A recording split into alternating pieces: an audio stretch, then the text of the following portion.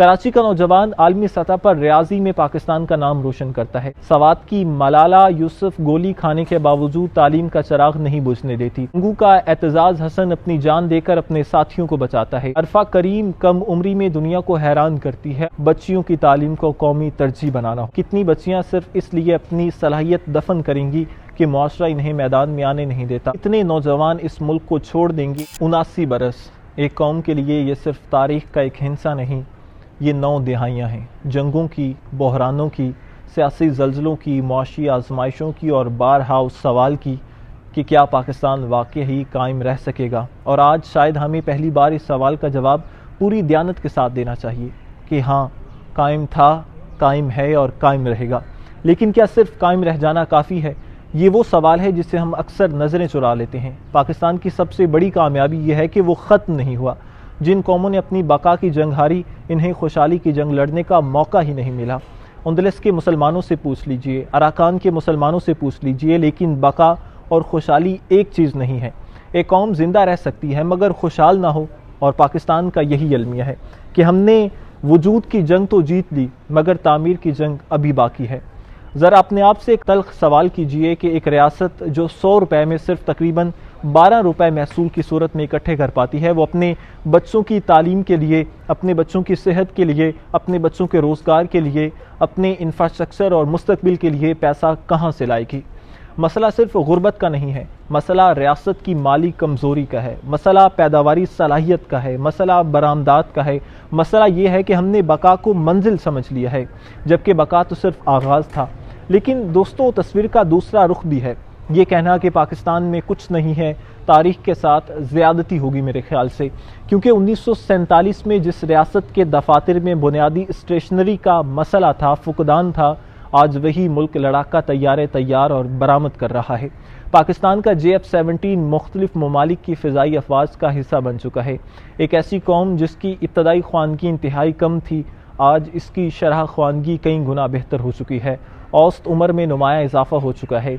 IT और freelancing में पाकिस्तानी नौजवान दुनिया के नक्शे पर अपनी जगह बना रहे हैं। सीमेंट से अद्वियात तक, मोटरसाइकिल से ट्रैक्टर तक हमारी सनत कमज़ोर है लेकिन बाँच नहीं है।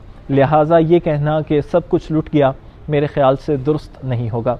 मसला यह है कि हमारे दफ्तर में कामयाबी के सफ़हात भी मौजूद हैं मगर हम सिर्फ नाकामी के सफ़हात पढ़ते हैं, और शायद हमारी सबसे बड़ी उम्मीद रियासत नहीं, हमारी नई नस्ल है। कराची का नौजवान आलमी सतह पर रियाजी में पाकिस्तान का नाम रोशन करता है। सवात की मलाला यूसुफ गोली खाने के बावजूद तालीम का चिराग नहीं बुझने देती। अंगू का एतजाज हसन अपनी जान देकर अपने साथियों को बचाता है।